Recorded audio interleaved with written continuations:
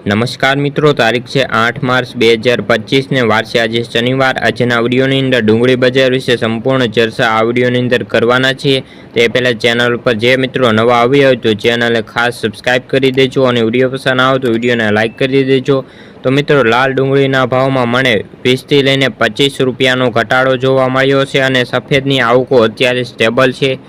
ડુંગળી બજારમાં ભાવ સ્ટેબલ અને નરમ રહ્યા હતા અને લાલ ડુંગળીના અમુક ક્વોલિટીમાં 25 થી લઈને 50 રૂપિયાનો ઘટાડો થયો હતો। આગામી દિવસોની અંદર લાલની આવકો વચ્ચે તો બજારમાં થોડો ઘટાડો આવી શકે છે। આ ભાવથી હાલ કોઈ મોટી મંદી દેખાતી નથી અને એપ્રિલમાં આવકો કેવી થાય છે તેના ઉપર બજારનો આધાર રહેલો છે। સફેદની બજાર મહુવા અને ગોંડલમાં આવકો અત્યારે સ્ટેબલ છે અને સામે નિકાસકારો તેમજ જે ફેક્ટરીવાળા છે તે થોડી ડિમાન્ડ ચાલુ હોવાથી બજારને ટેકો મળી રહ્યો છે।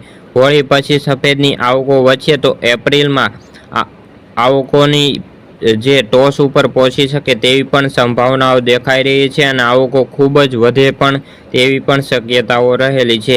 મહુવામાં લાલ ડુંગળીના 60,000 કટ્ટાના વેપારો સામે 20 કિલોના ડુંગળીના ભાવ 150 રૂપિયાથી લઈને 442 રૂપિયા રહ્યા હતા। તેમજ સફેદ ડુંગળીના 1 લાખ કટ્ટાના વેપારો સામે ભાવની વાત કરીએ તો 219 રૂપિયાથી 268 રૂપિયા જોવા મળ્યા હતા। ગોંડલમાં લાલ ડુંગળીના 23,000 કટ્ટાના વેપારો સામે 141 રૂપિયાથી લઈને 466 રૂપિયા ભાવ જોવા મળ્યા હતા અને સફેદ ડુંગળીના 10,000 કટ્ટાના વેપારો સામે 206 રૂપિયાથી 336 રૂપિયા ભાવ જોવા મળ્યા હતા। રાજકોટમાં ડુંગળીના 4,000 કટ્ટાની આવક સામે 170 થી લઈને 475 રૂપિયા ભાવ જોવા મળ્યા હતા। તો ખેડૂત મિત્રો, આ હતી ડુંગળીને લગતી આજની ચર્ચા।